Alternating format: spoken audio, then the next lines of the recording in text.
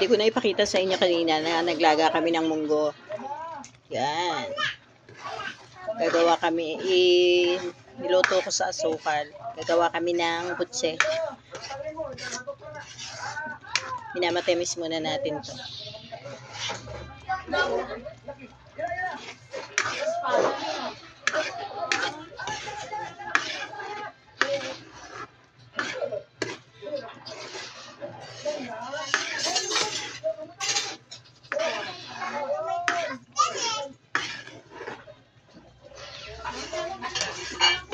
Malapit na maluto.